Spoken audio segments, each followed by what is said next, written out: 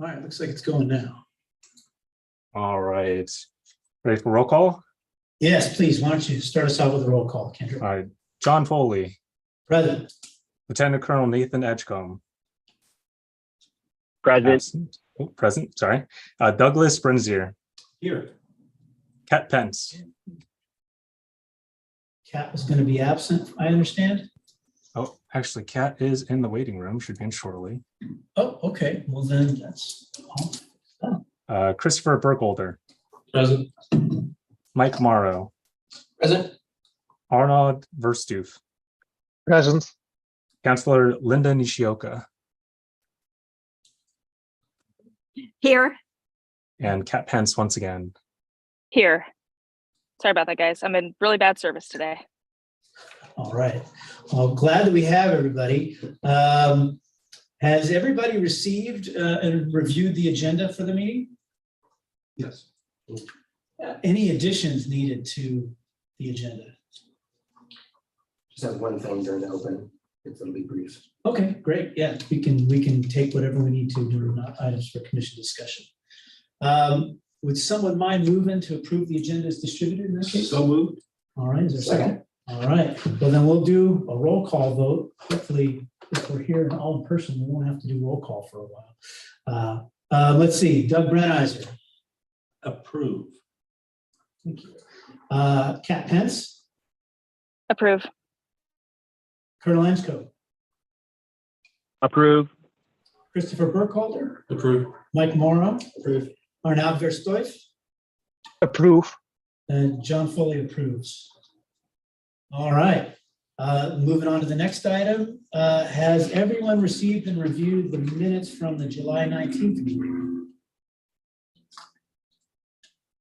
And are there any corrections needed to those minutes? Anybody noticed?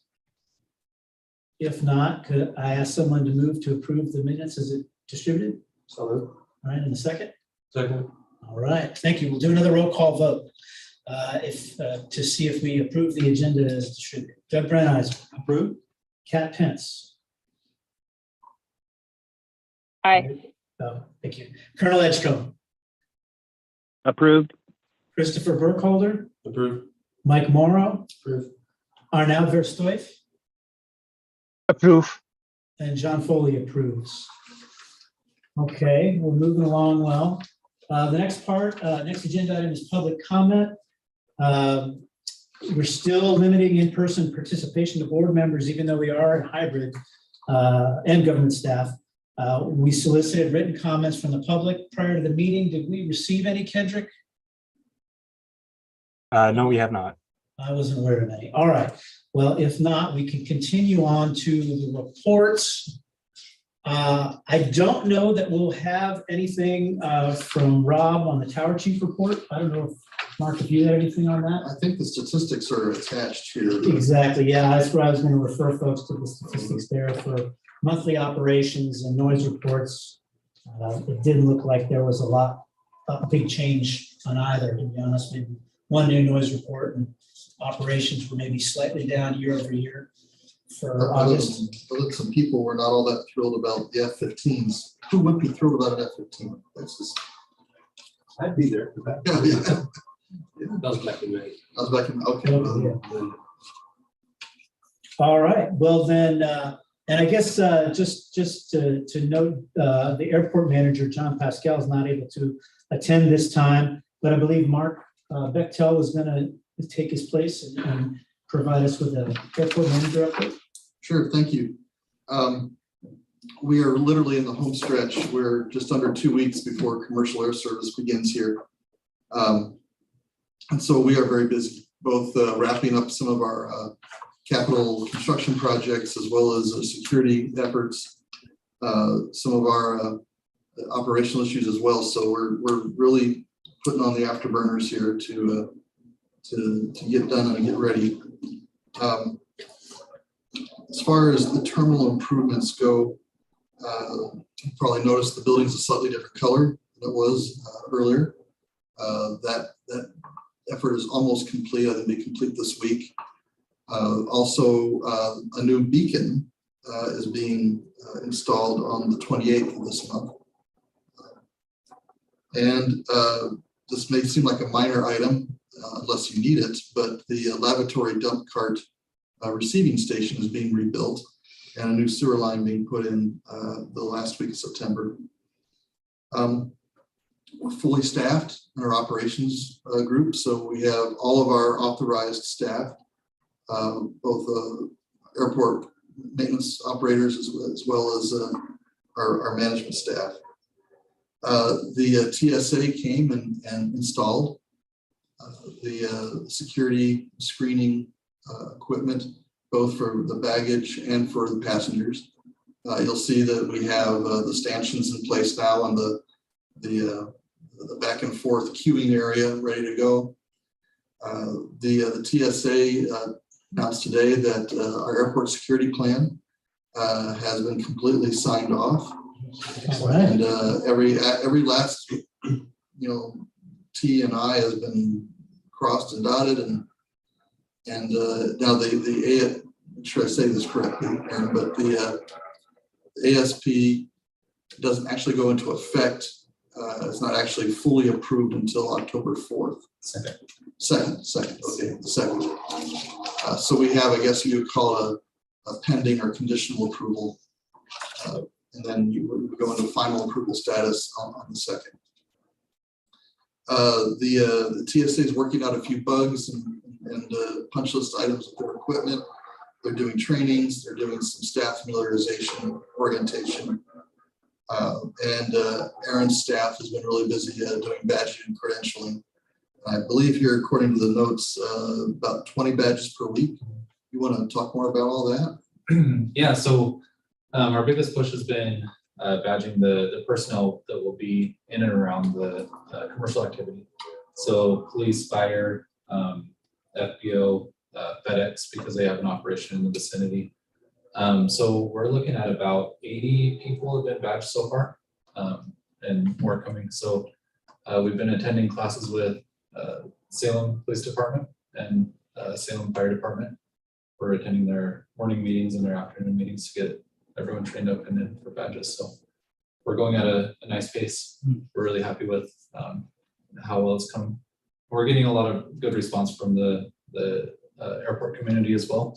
A lot of tenants are reaching out to get badges. So we've started AOA badging as well. So that's a good sign that we're moving away from just the essential personnel and into more of the tenant community. As far as other improvements go, the wayfinding signage has been put up on the street and the maneuvering areas and parking lots and the drive aisles. We've also are awaiting delivery of the airport furniture. We were just joking about that we may all be assembling it the night before flight operations. Additional parking kiosks are going to be arriving and being installed just prior, again, to the first week of October. And the flight information monitors are going up, and the FIDS and what's the other one? The flight information GIDS, yes, FIDS and GIDS. Yeah. Okay, are being installed. We're going to kind of try to soften the appearance here of the terminal by having plants brought in, and some wall art is going in as well, and also reserving spaces for advertising. So again, looking more and more like an active airport. Let's see what else here to be. There'll be new vending machines put in the waiting area, the gate waiting area, and yeah, all that's going on. So we also are in the process of closing on the Hertz car sales property. It's actually owned by West One Automotive Group. We were able to successfully negotiate a purchase of the improvements on the property. The city is actually the underlying property owner to begin with.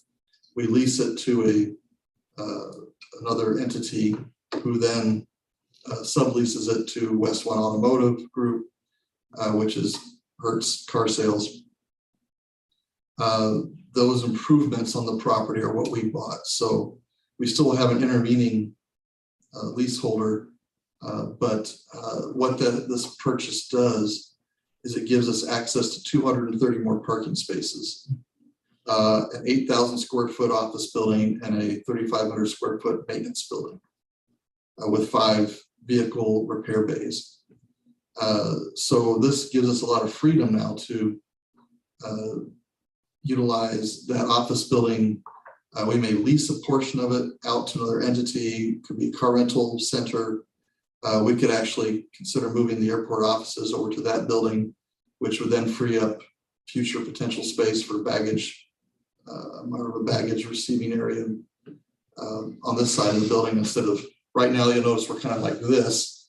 You know, we have to crisscross arrivals with departures and baggage claim with the departing flights. So gives us great potential. The 230 parking spaces, again, some of them are set up for more of a car rental scheme. So again, we may be looking at possibly moving all of the car rental activities over to that lot. We could also move our offices and then the parking, the employee parking over to that lot. And then the building could be completely surrounded by public paid parking. But we feel like we could gain anywhere from another 100 to 200 paid parking spaces, which is kind of the Achilles heel of this facility. These 737s are going to be coming in with hopefully about 150 people on them. And we only have 155 spaces right now. So this will be a big help. We'll need to build a sidewalk to connect that facility to this terminal. We'll need to restripe the lot. We'll need to do some other things. But that purchase is really allowing us to better utilize this terminal area and give us some potential for growth. So that is really good. That's Couple questions. sure, yeah. I think I saw some new signage as I was coming in, so you've got presumably some areas for ride share type things, Lyft and Uber and all that. But I really don't know how this is gonna look in terms of what the demographics are, if it's people getting rides in or if it's massive parking. I guess we'll find out this time. I guess we'll find out. I mean, we have it set up so that you can actually enter, you'll still be able to enter the terminal area from either end. We would prefer, and I'm not happy with one of the signs, the way it reads, but to go down 25th Airway Drive, come in around, and then if you're dropping off or picking up, you can use the aisle here. First 2 hours of parking is free. The south lot is designated as the Uber, taxi, and Lyft lot. And that's kind of where we want to see maybe some short-term parking there. Some employee parking will be there till we utilize the Hertz property. For now, the car rental lot will be the north lot. Again, until the Hertz thing comes online. And then the main public parking is the lot out here to the west. Again, you'll be able to approach the terminal from both directions, but the signage directs you to come in from the south and come back in again. So, And then how about like inclement weather in terms of planning, complaining, and then like you were talking about that sidewalk to the other, if we use that, we're gonna have to add things like that, covered walkways and some of the. not right away. Unfortunately, we'll find out just how true Northwestern. Fair enough. I think over time, we'll figure out a better way to make the travel experience better here. Same thing, once you leave the gate, you will be on you'll be on the tarmac, and then until you get on the loading bridge. And if you deplane, same thing, you'll come down the loading bridge and you'll have to walk into the entrance over here. So it's not the absolute best experience, but till we get started, Right. and see how things go. Make you appreciate that trip to LA or That's true. or Las Vegas more. Hopefully you will have not lost the shirt off your back in Vegas. You'll still- Beats the drive to Portland. Yeah, that's true. Yeah. One curiosity question, I did see a 737 coming on the 11th. Yes. Just over a week ago. Was that related to some of this, some testing or anything, or just? It was testing. It was not, the plane was not owned by Avello, it was a charter. Wasn't it, Aaron? Yeah, some sort of oceanic testing, I believe is what they're doing. Kendrick might know better, but yeah, it was unrelated to the airlines. Oh, okay. Yeah, the company that operates the 737 does mostly like oil spill cleanups. And so they're doing familiarization flights with the airports out on the West Coast, and we're included in that. So, But it gave our FBO a chance to Yeah. work with 737. It was sure big. I was just driving on a surface street and saw a big plane go by, and I'm like, I gotta go see what that is. Because it was not Avallo's colors. And he didn't stay long. No, he didn't. And he wasn't noisy. That was good. He was quiet getting in there. Yeah. I think Councilman Nishioka has her hand raised. Please go ahead. Thank you. So Mark, a good update. Thank you very much. You have been working very hard and I appreciate all that's been done. I do have just a couple questions. One of them is on security. And I know that there's been talk about trying to get a Garmin all up to date. I'm not sure how that's been going.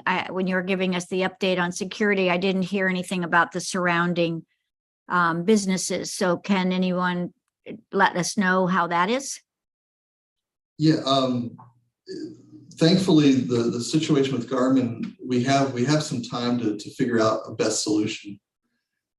Because of their distance from the red zone or the terminal area, we have time to work out a security solution with them. Okay. And obviously, we're going to want to badge people as much as we can. And Aaron, do you want to add to that?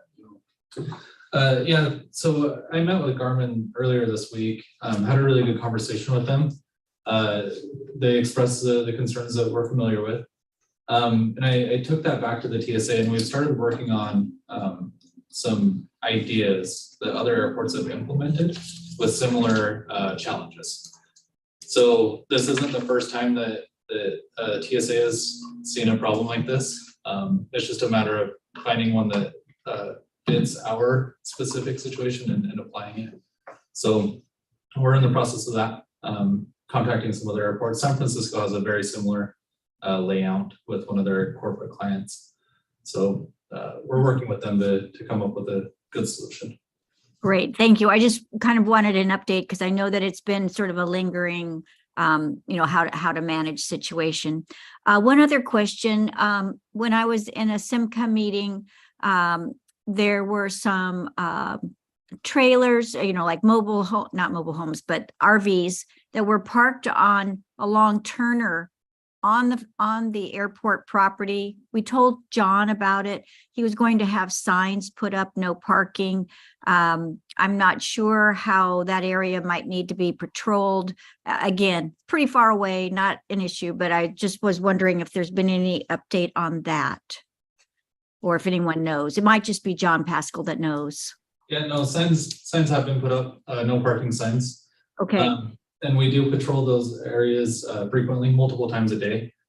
We had actually made contact with the owner of the RV and told him that signs were coming in. So he actually cleared out before the signs were posted so that he wouldn't get pushed out. Great. So give him a little bit of a chance to go find somewhere else to be before he was forced out. Thank you. In front of Garmin. Yeah. Scott was his name. Yeah. And then this question is going to be directed to Mark. Mark, you were talking about the parking, and I'm not sure if I heard if there's going to be a parking station so that people will be paying. They get the 2 hours free, but can you just review a little bit where those parking stations will be and for what parking areas will they be for? Yeah, right now we have one operating pay kiosk. So it's an automatic pay kiosk where you use credit card, debit card, and get a sticker and go put it on your car. The plan is for us to have at least 3 more with the existing parking that we have spread out around the lots so that you don't have to walk all the way to just one to pay. You have 4 different kiosks to go to. And then with the Hertz property, we put in our cost estimates, at least 2 more kiosks in that plan, so that we have a total of 6 by the time we're done. And that property, you'll put those in once everything is finalized with the property and you've made some decisions as to whether or not, what areas people will park in and when they can start parking in that lot as far as travelers. Yes, you're correct, Counselor. Yep. Great. Thank you. I think that finishes all my questions. Appreciate your time. Thank you. Other questions for Mark? Arnett? Please go ahead. Mark, is there going to be a way to know what kind of car traffic is going to be the result of the commercial flights? And then, of course, the pressure on the road. What is that, 25th? That's adjacent to the airport. We're talking 4 flights a week right now. So each plane probably will have 150 to 180 passengers, depending on which version of the 737 they fly. Most of those people will arrive by car, either be dropped off or by taxi or Uber, or they'll just come and park in one of our paid parking. So, think of it as maybe 600 vehicle trips a week. That's pretty minimal for, the roads a bit the size of 25th and Airway Drive and even the main road here in the terminal complex. We should be fine. The only thing would be, if everybody arrives all at the same time, but and they probably will, because it's a relatively short process to go through security and board. Avelo is also an airline that really expects you to do most of your ticketing online. Their ticketing counter probably won't be very busy except for checked bags. So I think a lot of people will arrive fairly close to their flight time. And that might make for a little bit of congestion, but it'll be short-lived just during those flight times. Do we have any? Thank you, Mark. Just kind of following up on that, do we have any influence or say over the arrivals and departure times in case they overlap with the rush hour time? It's like a train. Or the train? Yeah, the train. We really don't. If I understand it correctly, we really don't, right, Aaron? Yeah. I mean, we're probably the small end of that wagon. We as the airport facilitate airline operations, but we don't schedule them. But we'll probably be the ones to get the heat.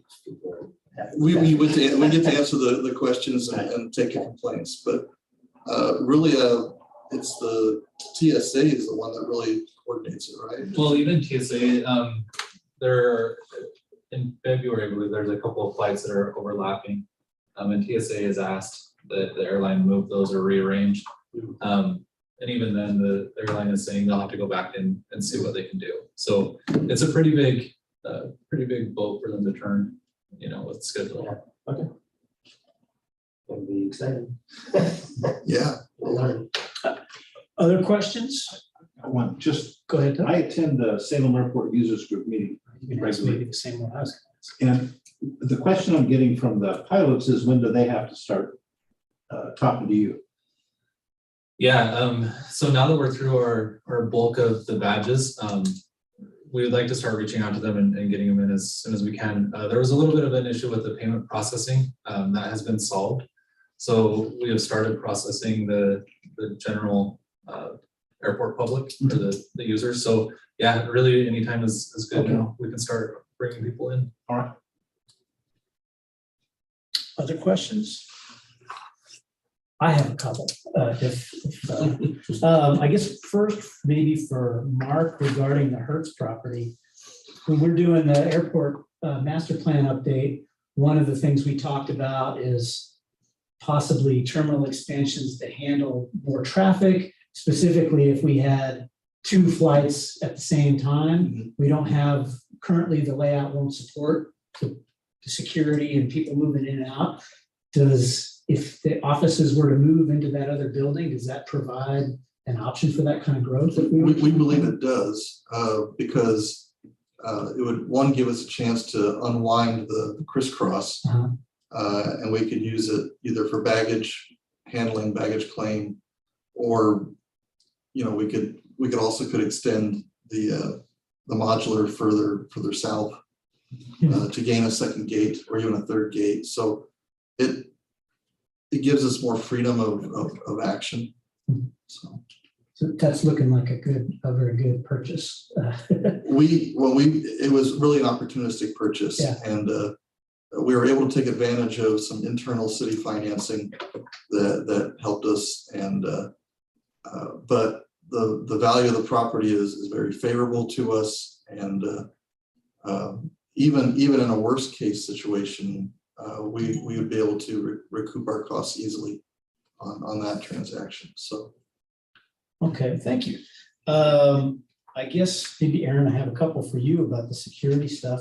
You said we're doing 20 badges a week and you've got about 80 so far. Yeah. Do we have a sense of how many outstanding badges there are? How many more folks we need to get badged? One more. So we're looking at a group of 10 to 15 police officers that will go through tomorrow, and then another 20 after that.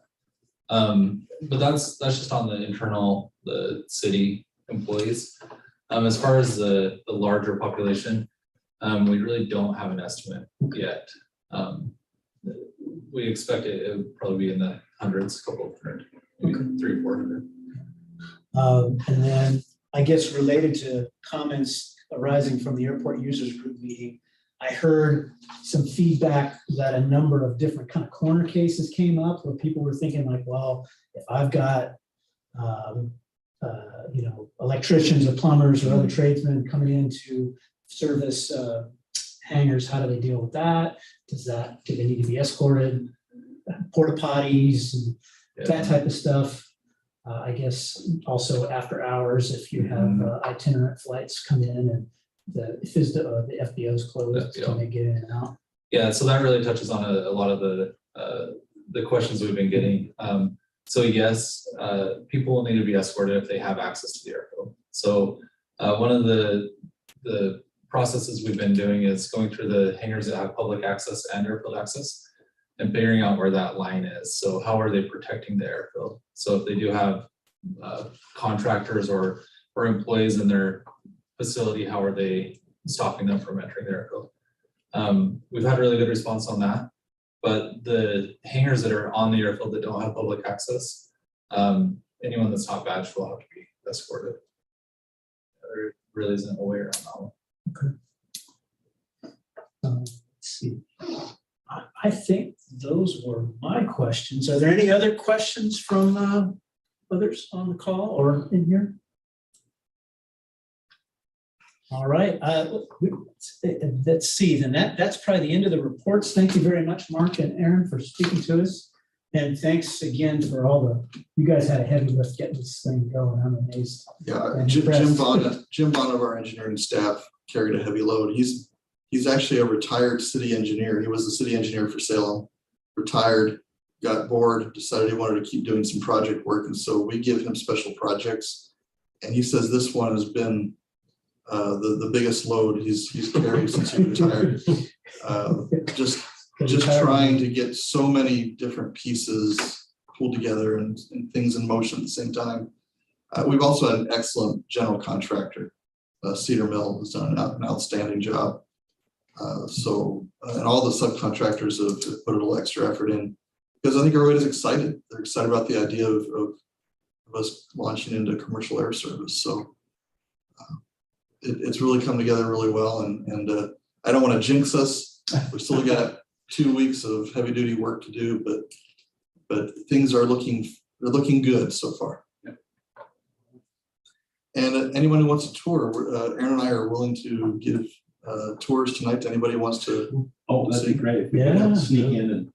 Yeah, okay. Well, we'll need to get hustling on the rest of the agenda. All right, so that concludes the tower report and the airport manager report. So the next item is items for commission discussion. I know Arnaud had something he wanted to bring up about airport communications, and I guess, Mike, you also had something you wanted to bring up. Can we start with Arnaud? Do you want to lead us on this discussion there? Thank you, Mr. Chair. Let me share some slides I prepared.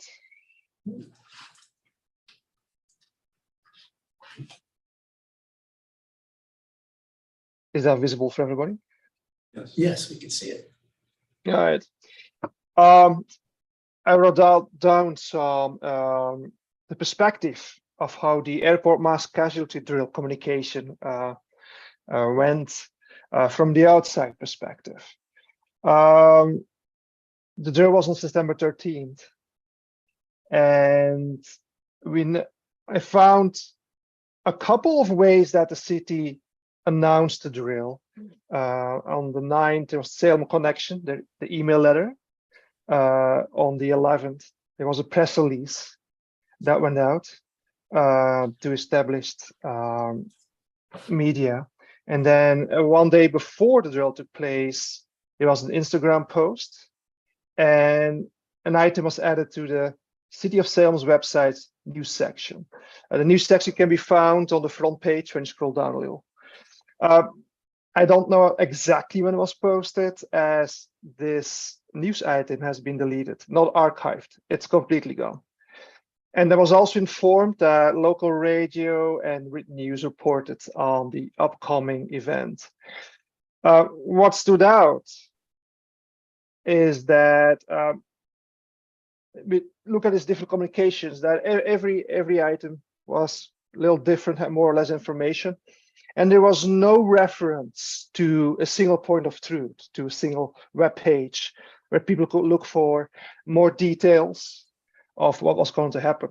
And I added two of the information items here, just as an example. The one in the Salem Connection, it's very short, very to the point, mentions the date, not when during the day something took place. And then the one that went on Instagram, a little bit more information, still not mentioning a lot of detail there on what to expect, but all the core items seem to be there.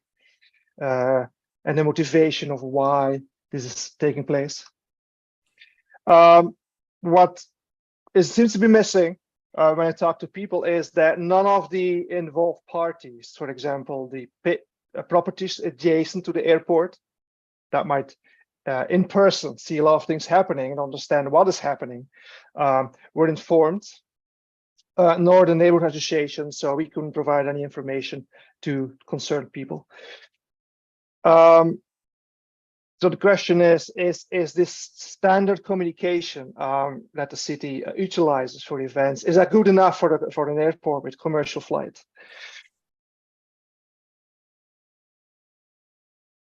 Now, the other point is, what if I go search? What if I hear something, I see something, I want to know something, maybe I'm just visiting here and I'm not subscribed to any of the Salem city communication channels. What if I search for information?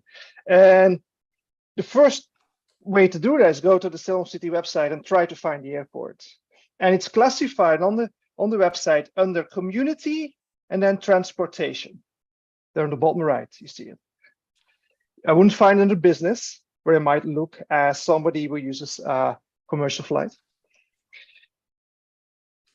Now, if I start searching on the website with the search box, and I type in airport, which would be, I assume, a very quick way to find the airport information.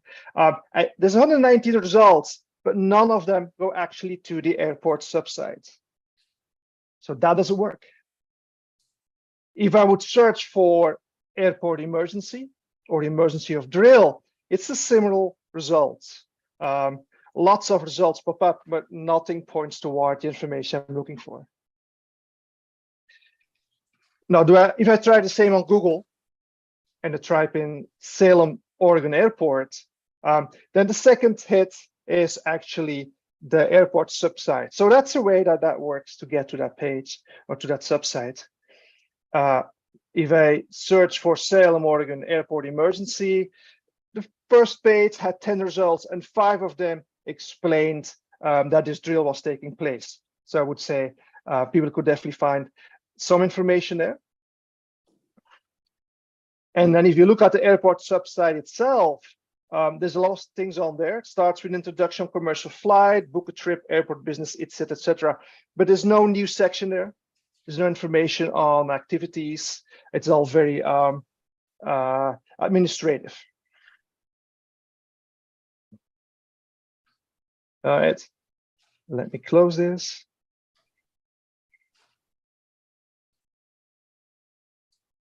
So there seems to be no, oh, Linda? Would you Yeah, like to- I was going to speak to that, Arno. You know, Salem is so underserved with communications, and we all know it. We need to improve not only the city's website, but the manner in which we get things out. This is a big push and something that with the U of O Sustainable Cities, the graduate students that we're going to be working with, communications is one of the major things that we're going to be having them look at. So I appreciate all of that information. I'm glad Google was able to provide you with easy hits. But as far as doing a search on our website, I struggle. Half the time I can't even find what I need. And so we do know that we need to have improvement.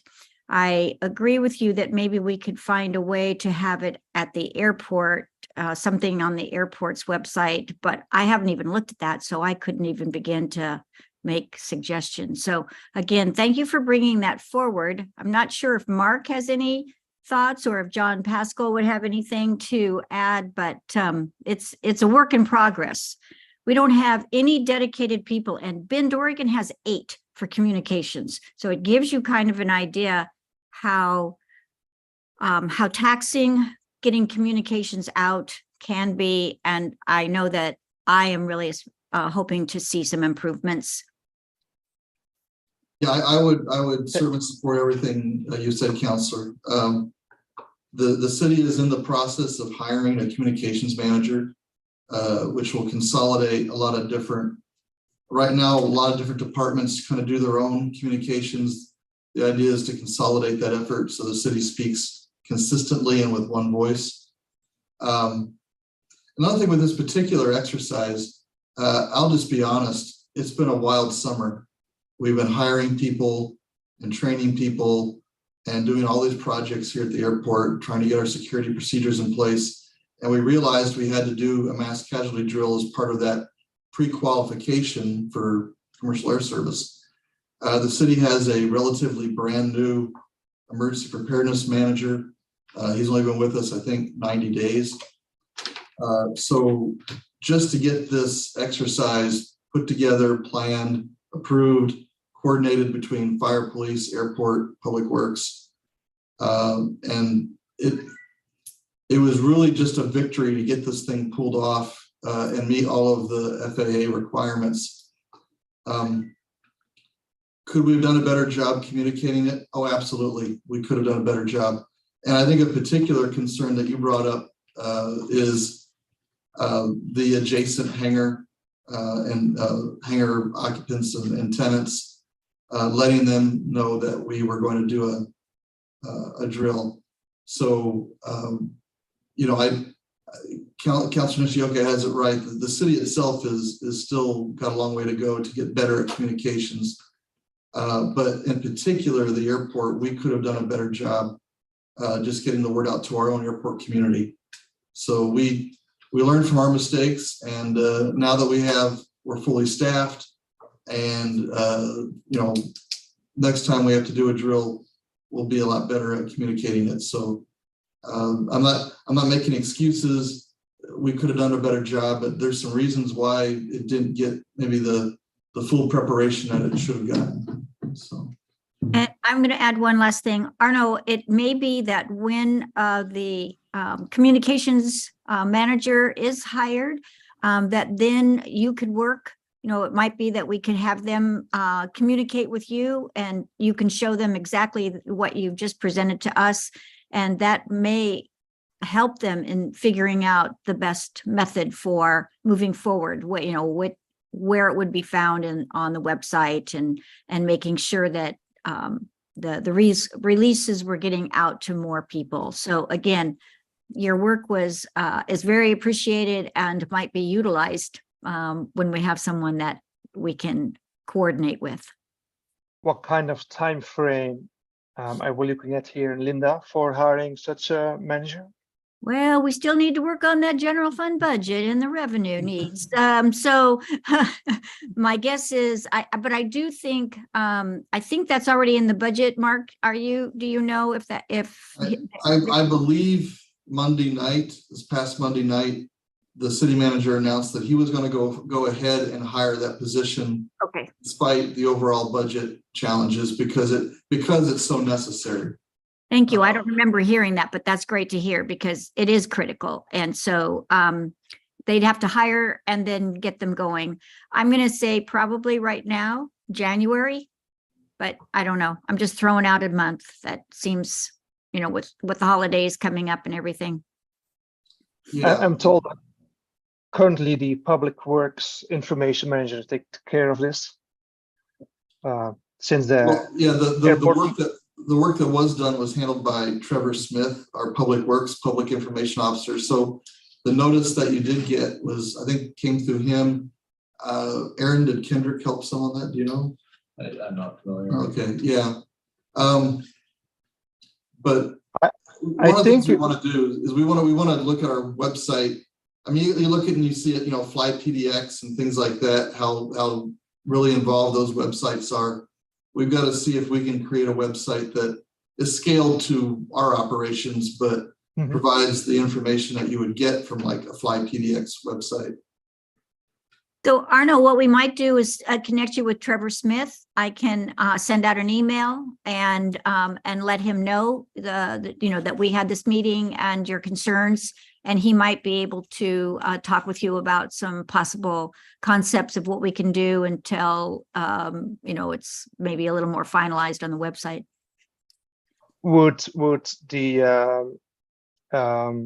advisory committee be interested to invite Trevor to a meeting? I know John and Arnaud and I had talked about that, separately when we were discussing this item for the meeting today. Maybe that was a possibility of having Trevor come and at least brief us on what the plan is now and maybe what we could see in the future. I don't want to take too much of Trevor's time, but if he's very energetic. He has a lot of great ideas. We know there's a lot of things we would like to do, and we just have to get them done. So, but yeah, I think he would very much enjoy coming out and speaking with the meeting with all of you. So, Mark, do you want to interact with Trevor on that, or do you want me to? Oh, I can do that, Counselor. That's all right. Problem.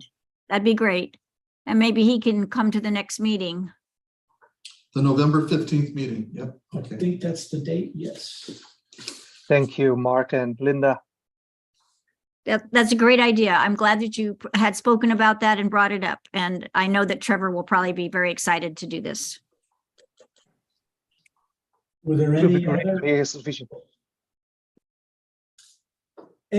other comments on this topic? Questions? All right. I think, Mike, you had something you wanted to address the committee about? Yeah, it's just short. Actually pertains to two of us.